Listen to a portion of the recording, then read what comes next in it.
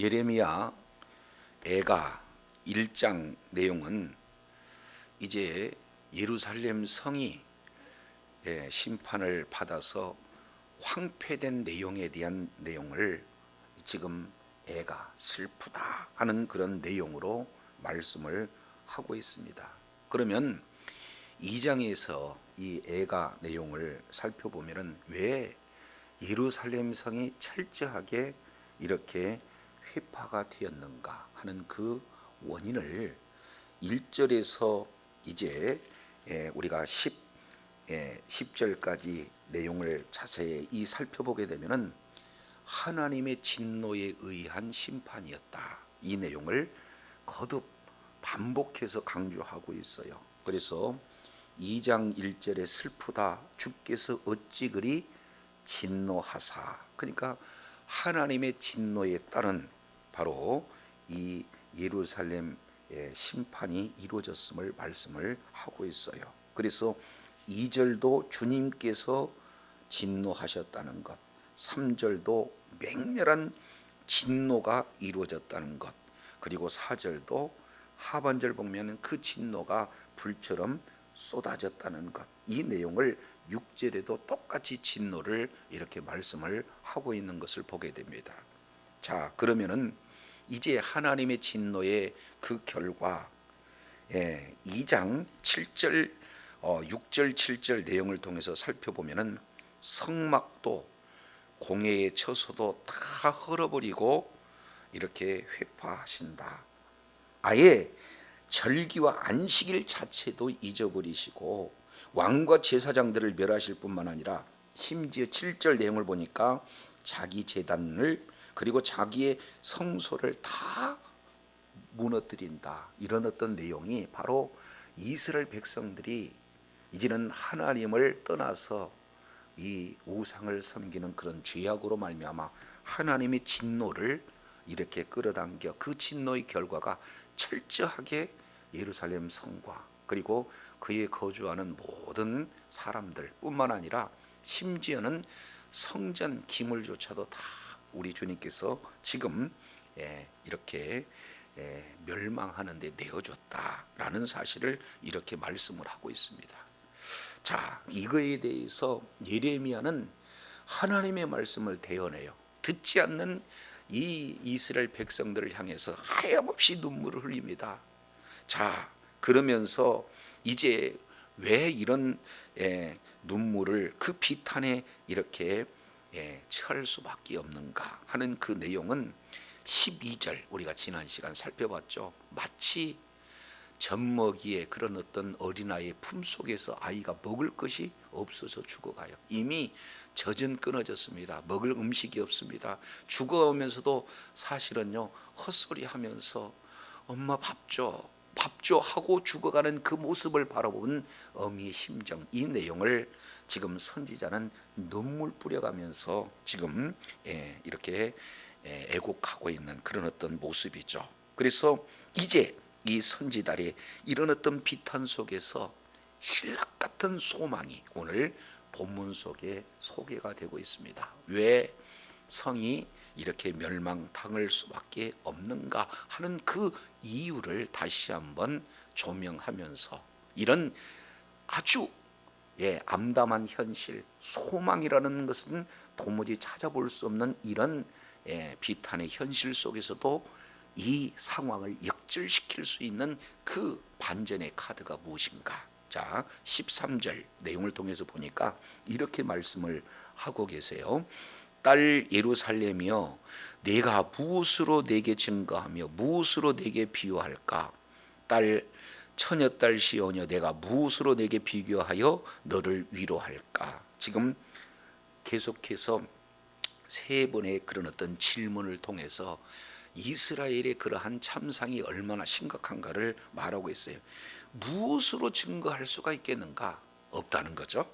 무엇으로 비유할 건가? 비유할 대상이 안 된다는 거예요. 그러면 무엇으로 그런 비교에서 위로할까? 위로의 내용이 안 된다는 겁니다. 왜 그렇습니까? 이 뒤에 이렇게 표현을 해요. 너의 파괴됨이 뭐와 같다는 겁니까?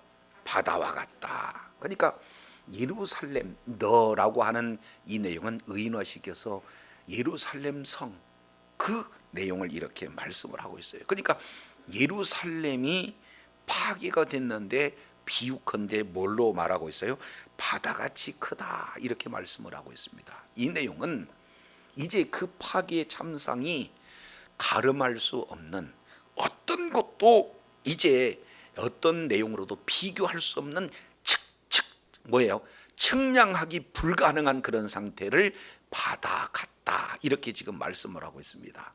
자, 오늘날 현대에서도 바다의 그 깊이 그리고 바다의 넓이 그리고 바다의 그런 여러 가지 그 규모에 대해서 이렇게 정확하게 이렇게 측량할 길이 사실은 불가능한 내용이죠. 근데 과거 고대에서는 어땠습니까? 이건 도무지 이렇게 크고 이렇게 깊고 이렇게 광대한 내용은 바다 같다 이렇게 표현하는 거예요. 그래서 예루살렘 성이 완전히 이렇게 바다처럼 이렇게 그 멸망 상태를 보여줌으로써 도저히 더 이상 회복할 수 없는 그런 파괴를 이렇게 표현해요. 너의 파괴됨이 바다같이 크다 이렇게 말씀을 하고 있어요. 그러니 누가 너를 고칠 소냐? 회복 불가능한 그런 어떤 상태를 바라보면서 지금 선지자는 하염없는 눈물을 흘리고 있는 그런 모습들을 보게 됩니다. 자, 그러면은 왜 이렇게 예루살렘이 철저하게 파괴가 되었을까? 그 원인을 14절에 이렇게 표현을 하고 있어요. 자, 14절 내용을 보니까 내 선지자들이 내게 대하여 헛되고 어리석은 묵시를 보았으므로 내 죄악을 드러내어 내가 사로잡힌 것을 돌이키지 못하였도다 이렇게 지금 말씀을 하고 있습니다. 이어서 그들은 거짓 경고와 미혹하게 할 것만 보았도다 이렇게 말씀을 하고 있습니다. 그러면 여기서 선지자들이 해야 할 마땅한 하나님의 말씀을 통해서 이제 이 말씀에서 벗어난 이스라엘 백성들을 말씀으로 돌이키는 사명을 감당을 해야 됨에도 불구하고 이들은 감당을 했다는 겁니까? 감당을 하지 못했다는 거예요? 감당하지 못했다. 이 내용을 세 가지 관점으로 이렇게 말씀을 하고 있어요. 네 선지자들 이들은요 사실은 거짓 선지자들을 말하고 있습니다. 이런 선지자들은 내게 대하여서 너는 뭡니까? 예루살렘에 대해서 그리고 예루살렘에 거주하는 모든 지도자뿐만 아니라 이제 모든 백성들 거주하는 그런 자들 다 포함하고 있는 내용이죠. 그래서 내 선지자들이 내게 대하여 헛되고 어리석은 묵시를 이렇게 보았다 이렇게 말씀을 하고 있습니다. 그러면은 선지자들은 묵시 다른 말로 하나님께서 계시하신 그 계시의 말씀을 받아서 그 계시의 말씀을 백성들에게 바르게 전해야 되는데 바르게 전한 거예요. 어리석은 헛되고 어리석은 묵시 그랬으니까 바르게 전하지 못했다는 겁니까? 바르지 전하지 못했다는 거예요. 자, 그러면 이들은 어떻게 바르게 전해야 되냐? 내 죄악을 뭐 해야 된다는 것? 드러내야 된다는 것.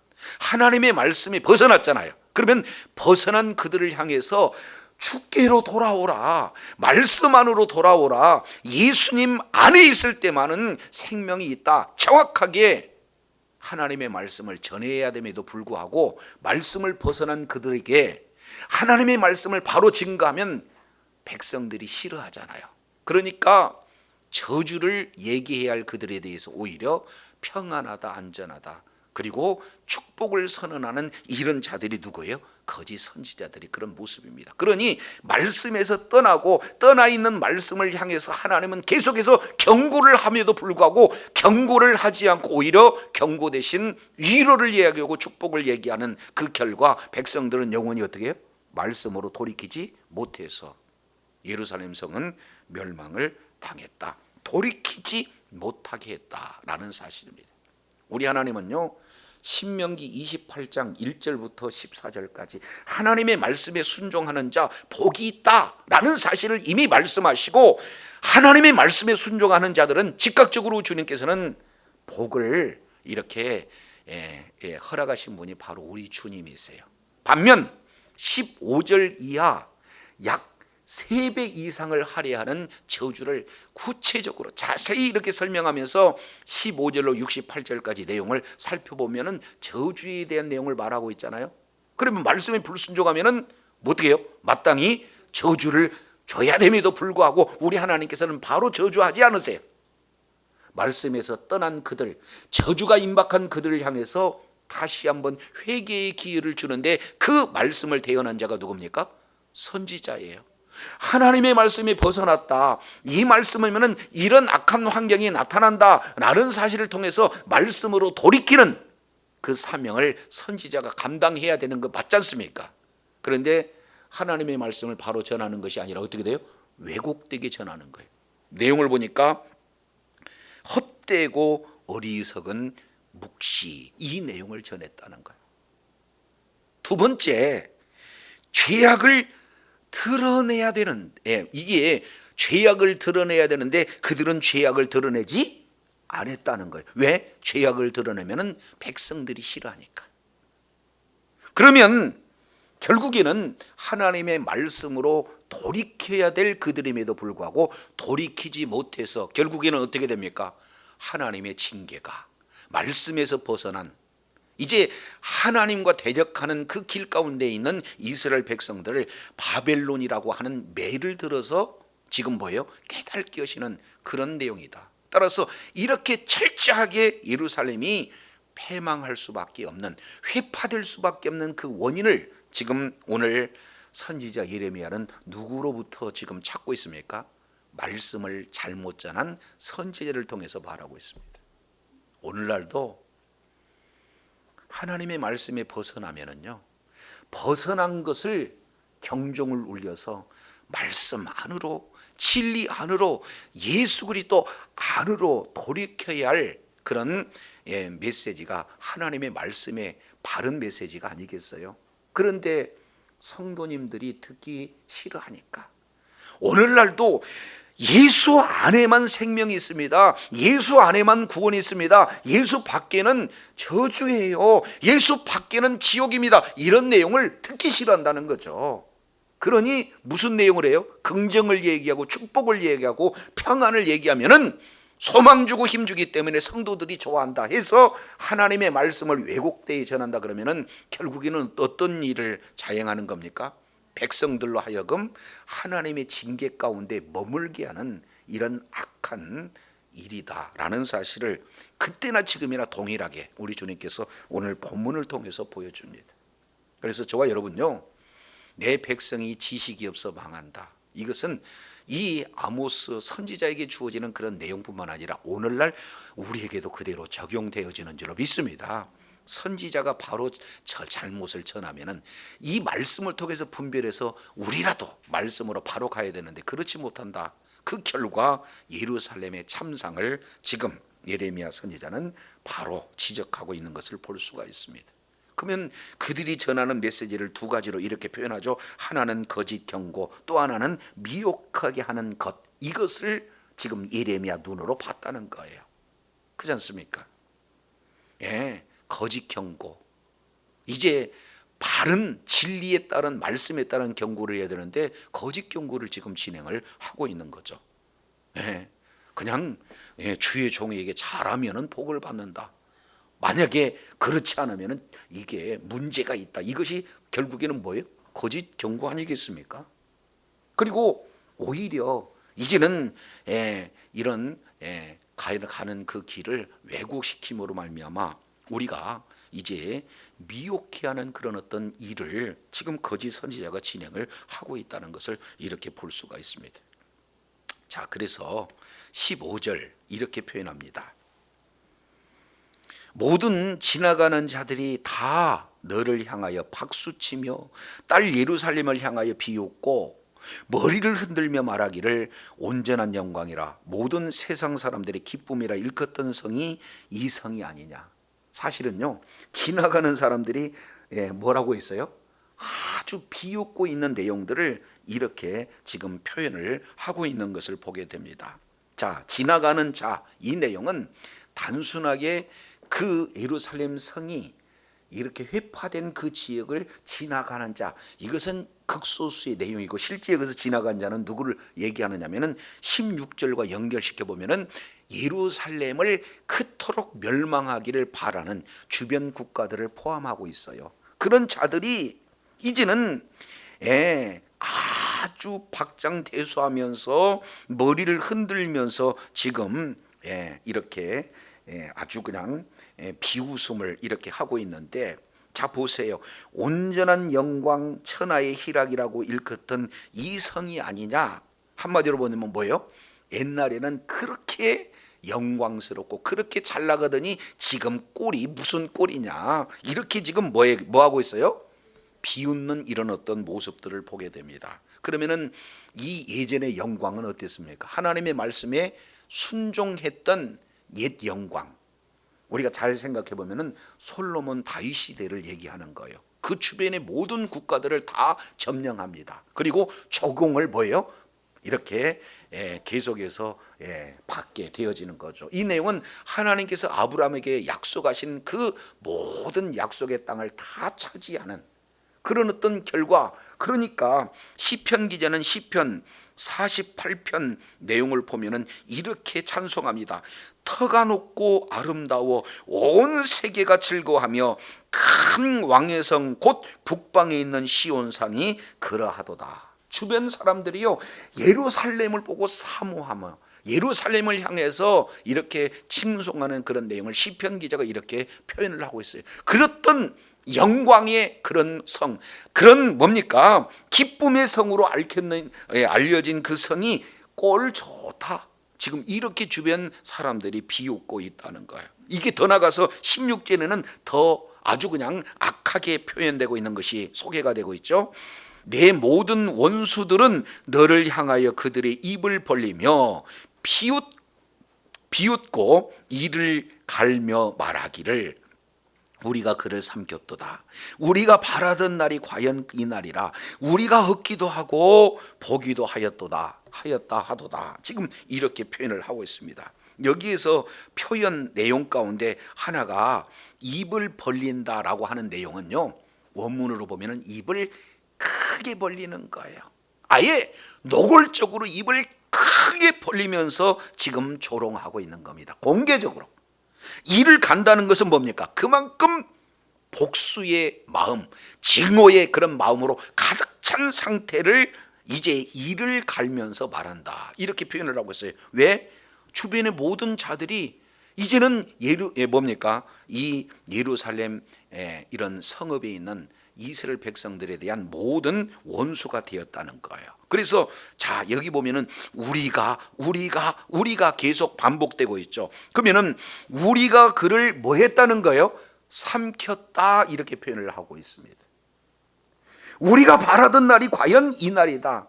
결국에 예루살렘이 다 패망하고 우리는 승리하는 그 날이 이미 계속해서 바라고 있었다. 그러면 여기서 한번 생각해 보세요. 바라고 있었다라고 하는 것은 단순하게 이스라엘의 예루살렘 성이 무너진 겁니까? 바랐다라고 했던 내용은 오래전부터 준비하고 있었다는 사실입니까? 그렇습니다. 그러니까 준비된 그런 결과가 실제로 이루어졌기에 그들은 비웃으면서 또 이제 자기들의 계획이 이루어졌다고 지금 말하고 있는 그런 모습들을 보게 됩니다. 자, 이 내용을 보면은요, 영적인 세계가 이렇듯 무서워요. 사탄 마귀는 교회를 어찌할 수 없어요. 음부의 권세가 교회를 이길 수 없어요. 그러나 그 교회 구성원, 바로 성도들을 어떻게 합니까? 언제든지 흔들 수 있고 미혹할 수 있는, 그래서 삼킬 자를 두루 찾는 그런 우는 사자 같은 모습으로 오늘 또 어떻게 해요? 약한 자, 무너뜨릴 자를 위해서 일하고 있는 모습을 그대로 지금 보여주고 있어요. 그래서 이제 우리가 삼켰다. 삼킬 자를 찾는데 그저 말씀에 깊이 뿌리 내리지 않고 단순한 종교 활동한 그런 것처럼 하는 그런 자들을 언제든지 삼킨다라는 내용의 경고가 이 속에 담겨져 있잖아요. 근데 따지고 보면은요, 이들은 잘못된 겁니다. 우리가 삼켰고 우리가 이제 얻기도 하고 보기도 했다라는데, 우리가 이미 살펴봤지만 이 예루살렘은 하나님이 허용하지 않으면 절대 무너뜨릴 수가 없습니다. 그러니까 뭐 어떻게 돼요? 하나님의 말씀에서 벗어난 이스라엘 백성들을 징계하기 위해서 우리 하나님이 바벨론이라는 매를 허용한 것뿐이지, 하나님이 하신 거고 그들은 하나의 하나님의 뜻을 이루는 도구에 불과한 것이, 그들이 이것을 진행한 것은 아니거든요. 그러니까 그들도 역시 지금 착각하고 있는 그런 어떤 모습을 보게 됩니다. 자, 그러면은 왜 이렇게 예루살렘 패망에 대해서 그토록 눈물 뿌려가면서 이렇게 애통을 하는가 하는 내용을 우리가 이미 살펴봤어요. 그 예루살렘에 회파된 그 참상한 실로 엄청난 큰 규모, 그 깊이와 그 넓이를 측량할 수 없을 바다와 같은 그런 파괴의 모습을 보고 예레미야 선지자가 눈물 흘리는 그런 모습들을 보게 됩니다. 자, 2장 8절에 보니까 성헐기를 결심하고 성과 성곽을 완전히 무너뜨립니다. 9절 성문도 무너뜨리고 빗장도 무너뜨리고 왕과 지도자들 다 율법 없는 이방으로 끌고 갑니다. 선지자들 하나님의 말씀과 관계없는 사람으로 이렇게 되어집니다. 그래서 10절 장로들 처녀들 남녀노소 이제 지위 고하를 막론하고 모두가 다 사실은 슬픔과 애곡 가운데 잠겨져 있어요. 이 참상을 자 이렇게 표현을 합니다. 20절 보세요. 먼저 한번 살펴보시죠.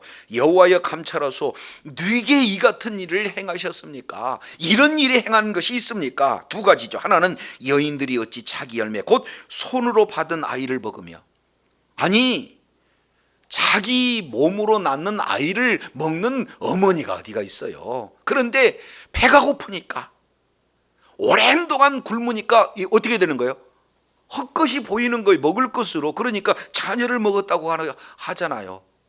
그리고 뒤에 내용을 보니까 제사장들 선지자들은요 지도자 아니겠습니까? 말씀에 능한 자 아니겠습니까? 그런데 성소에서 그 사명을 감당하다가 어디서 죽임을 당해요? 성소에서 죽임을 당하는 이런 처지가 나타난 거예요. 왜 그래요? 하나님의 말씀에서 벗어났기 때문에, 다른 말로 죄악 가운데 거저 머물러 있기 때문에 이런 내용들이 나타난다는 겁니다. 철저하게 회파되는 이런 모습들을 이렇게 말씀을 하고 있습니다. 자, 이것은 사실은 끝이 아니죠. 왜 그렇습니까?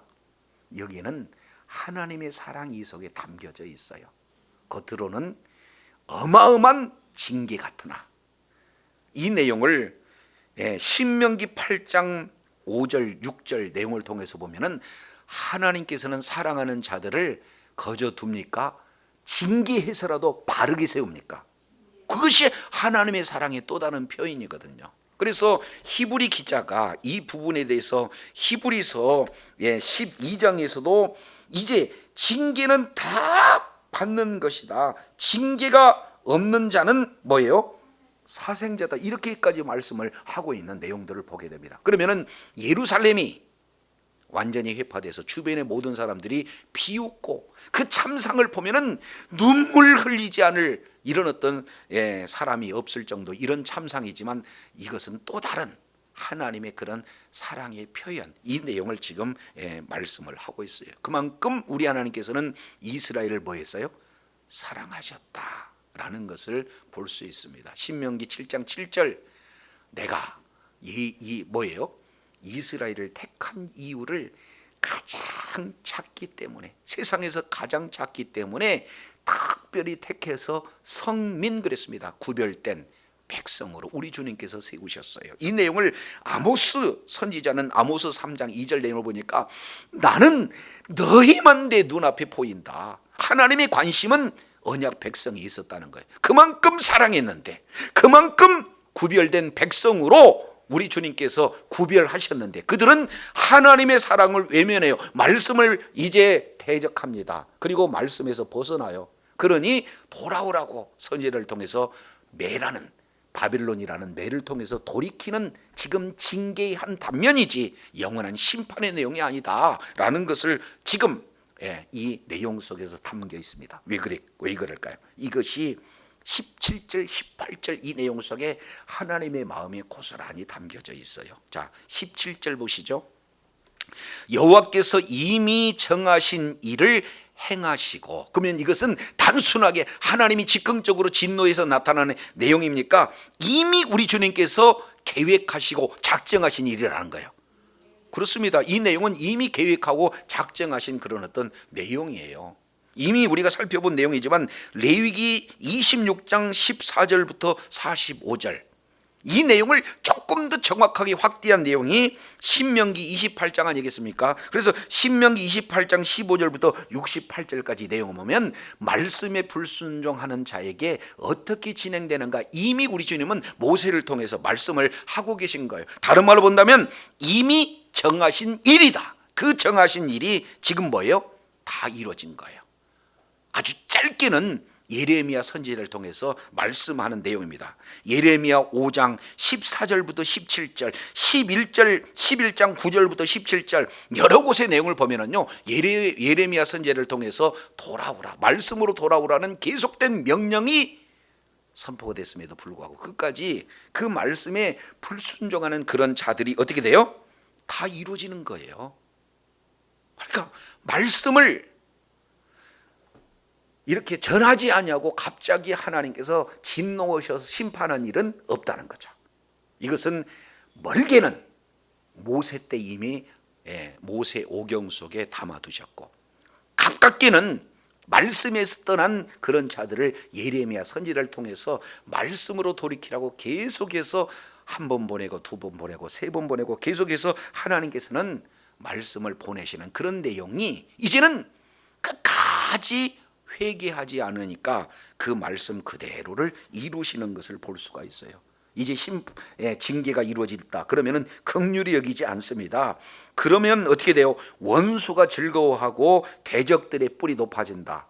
뿔이라고 하는 것은 영광 아니겠어요? 그러니까 대적의 영광이 더 높아지는 그런 결과로 나타난다는 거예요. 그러면 이스라엘 백성들은 사실은 징계를 받아서 소망이 없는 상태가 되지만 그들을 이렇게 짓밟는 그런 원수들은 뿔이 높아지는 그런 현상이에요. 그러면 이 상황만 놓고 보면은 소망이 있나요, 없나요? 없어요. 자, 그런데 18절이 바로 하나님께서 우리에게 주신 이제는 이제 상황을 완전히 역전시킬 수 있는 그 키를 우리 주님께서 18절, 19절 이렇게 제시하고 있습니다. 5가지 명령이 소개가 되고 있어요. 자, 18절 이렇게 표현합니다. 그들의 마음이 주를 향하여 뭐하기를? 부르짖기를. 그러면 뭡니까? 앞이 막히고 좌우가 막히고 모든 곳이 다 막혀 있다 할지라도 열린 곳이 있는데 거기가 어디입니까? 하늘이에요. 그래서 주를 향하여 부르짖는다. 그 얘기는 드디어 나의 의지의 대상이 하나님이시다 라고 하나님을 떠났던 그 자들이 다시 하나님께로 돌이키는 회개와 아울러서 하나님을 향해서 말씀을 붙들고 기도하는 그 내용, 그 기도야말로 뭐예요? 상황을 완전히 반전시킬 수 있는 마스터 키다라는 사실을 말하고 있어요. 그래서 18절 이제 이렇게 시작을 하죠. 딸 시온의 성벽아, 너는 밤낮으로 눈물을 강처럼 흘릴지어다. 명령이죠. 그리고 스스로 쉬지 말고 네 눈동자를 쉬게 할지 말지어다. 바로 명령이죠. 그리고 이제 19절 연결합니다. 초저녁이 일어나 뭐 할지어다? 부르짖을지어다. 3번째 명령이죠. 그리고 내 마음을 주의 얼굴 앞에 물 쏟듯 할지어다. 4번째 명령이죠. 그리고 각 길머리에서 길 어귀에서 추려 기진한 내 어린 자녀들의 생명을 위하여 주를 향하여서 뭐해라? 손을 들지어다. 5가지 내용은 한마디로 요약하면 뭐라는 거예요? 기도하라. 네, 사람의 생각으로 지금 나타나는 환경 현실을 보게 되면 도무지 재건할 수 있는 내용이 안 되지만 하나님께 부르짖게 되면은 이러한 안 되는 일을 되게 하시는 분이 바로 하나님이다라는 사실을 지금 이렇게 잘 표현을 해주고 있어요. 저와 여러분, 이제 말씀에서 벗어난 죄악 가운데 머물렀다. 선지자의 왜곡된 그런 메시지로 말미암아 멀리 갔던 그가 더 멀리 갈 수 있는 이런 상황 속에 놓여 있다. 그러면 우리 주님은 그 죄악으로 말미암아 반드시 심판한다는 것, 조금 더 엄밀히 따지면 징계하신다는 것, 그 징계를 당하게 되면 아주 소망을 잃어버린 것 같아요. 그럴 때 이제는 다시금 회개하고 주님을 향하여 기도하게 되면 우리 하나님께서 반드시 일하실 줄로 믿습니다. 이 내용을 지금 말씀을 하고 있어요. 그러면서 20절부터 하나님 앞에 이렇게 표현해요. 간절히 하나님 앞에 이런 일을 행한 자가 누가 있습니까? 그래서 어미가 아이를 어떻게 먹을 수 있으며 어떻게 성소에서 제자들과 선지자들이 죽임을 당할 수 있습니까? 그러면서 21절 늙은이와 젊은이가 다 길바닥에 엎드려졌고 내 처녀들과 내 청년들이 칼에 쓰러졌습니다. 주께서 주의 진노의 날에 죽이시되 긍휼히 계지 아니하고 도로가셨나이다. 그러니까 이제 지도자뿐만 아니라 남녀노소 누구를 가릴 것 없이 다 어떻게 해요? 죽임을 당하는 거예요. 그런데 이 날이 결국에는 무슨 날이냐? 진노의 날이다. 이렇게 말씀을 하고 있습니다. 그래서 오늘 본문 내용을 통해서 보면은 우리가 크게 세 가지의 교훈을 우리가 살펴볼 수 있습니다. 첫 번째 내용을 통해서 보면은 하나님의 말씀에 떠나는 것이 죄예요. 그잖아요. 그러면 하나님의 말씀을 모르는 그런 백성들은 거짓 선지자들이 계속해서 거짓 경고하고 거짓으로 미혹해 할 때 하나님의 말씀에 바로 서지 못한 백성들은 반드시 미혹당할 수밖에 없다. 그래서 말씀에 떠난 그들은 결국에 뭐예요? 하나님 앞에 죄의 악 가운데 놓여 있게 된다. 그러면은 죄는 죄로 끝나는 것이 아니라 죄는 엄청난 무시무시한 결과가 뭐예요? 징계로 나타나고 심판으로 나타나는 사실을 저와 여러분은 반드시 기억해야 될 줄로 믿습니다. 이제 하나님의 은혜로 우리가 예수 그리스도를 믿는 믿음으로 구원을 받았어요. 하나님의 자녀죠.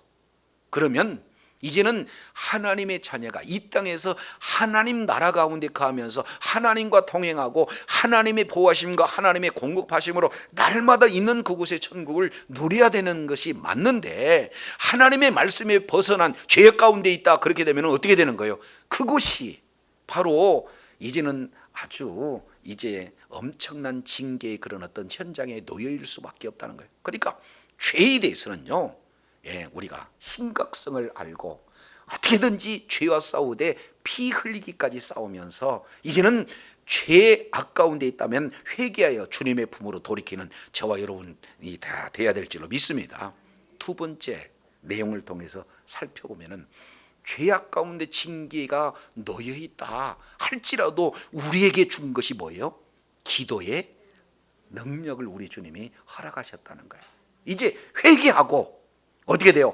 모든 것이 다 막혀 있다 할지라도 하나님 앞에 나아가 부르짖고 하나님 앞에 간구할 때 우리 하나님께서는 이제는 죄 지은 자가 회개하지는 않는 것이 징계로 나타난 것이지 죄 지은 인생이 회개했을 때는 우리 주님께서는 돌이켜서 여전한 은혜를 허락하여 주신다는 사실이에요. 그래서 그까지 회개하고 주님 앞에 나가 기도하여 이제는 이 어려운 그런 환경이 다시금 하나님과의 관계가 회복되고 하나님과 동행하며 여전히 하나님의 도우심을 받는 그런 복된 자리로 환경이 바뀌어지는 그런 은혜 가운데 거해야 될 줄로 믿습니다. 세 번째 내용을 통해서 보면은 자 이렇게 표현을 해요. 16절 우리가 이미 살펴봤지만 그들은 어떻게든지 이제 잘 되는 꼴을 바라보고 있지 않다는 거예요. 그 대상이 누굽니까? 사탄 마귀예요. 그래서 베드로전서 5장 8절 이하 내용을 통해서 보면은 우는 사자와 같이 삼킬 자를 찾고 있다 이렇게 말씀하고 있습니다. 우리가 깨어 있어야 된다는 거죠. 그래서 날마다 이제 기도로 깨어 있고 예배로 깨어 있고 말씀으로 깨어 있어서 이제 날마다 하나님의 말씀과 딱 달라붙어서 정말로 이제는 그 영적으로 깨어 있는 그런 어떤 자리에 있게 되었을 때 이제는 말씀에서 벗어나지도 이렇게 않고, 그리고 이제는 악한 그런 거짓 선지자에 미혹되지도 않고, 끝까지 이제 예배의 승리자, 말씀의 승리자, 기도의 승리자, 늘 찬송하며 주님 앞에 가까이 나갈 때 우리 주님께서 그런 자들과 함께 능하게 주님께서 일하게 되실 줄로 믿습니다. 그래서 오늘 예레미야 애가 이 내용을 통해서 죄의 그 결과가 얼마나 참혹한가, 그리고 그 죄를 짓게 하는 그런 이 악한 주변의 원수들이 계속해서 넘어기기를 이렇게 부추기고, 그리고 악한 사탄이는 선지자를 통해서 이제 유혹의 길을 이렇게 보내는 시대가 그때나 지금이나 똑같습니다. 우리가 정신을 차려서 말씀으로 분별하고 말씀을 붙드는 믿는 믿음으로 기도하고 날마다 말씀으로 깨어 있어서 끝까지 영적 전쟁에 승리케 하신 주님의 인도함을 따라서 날마다 하나님께 영광 돌리며 승리를 통해 주님께 존귀하게 쓰임받는 주의 사랑하는 자녀들이 다 되시기를 예수 이름으로 축원합니다. 기도하겠습니다. 하나님 아버지, 오늘 예레미야 선지자는 예루살렘 성벽이 철저하게 파괴되는 그 내용이 바로 하나님의 진노에 의한 결과요, 하나님이 진노케 하는 그 원인은 이제 거짓 선지자에게 미혹이 되어서 말씀에서 떠난 그들이 돌이키지 못하고 죄를 발견하지 못한 그 결과로 이제는 예루살렘 전체가 다 이제 큰 파괴가 되는 징계를 받았다는 사실을 이렇게 살펴보게 됩니다.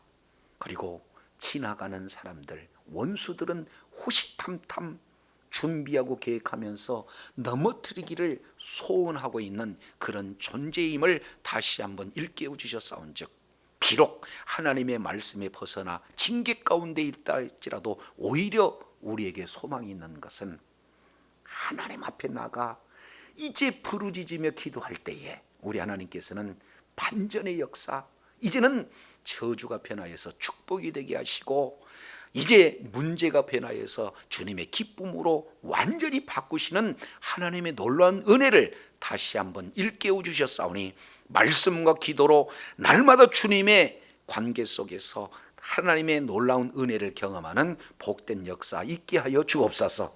여전히 우리를 미혹하는 사탄 마귀에 우리가 영적으로 깨어 있어서 날마다 아버지 하나님, 이제는 말씀으로 굳게 서서 하나님 앞에 끝까지 의론병기로 쓰임받는, 그리하여 살아계신 주님께 영광 돌리며 허락하신 분복도 다 받아 누리는 지혜자여 축복자들 다 되게 역사하여 주시옵소서.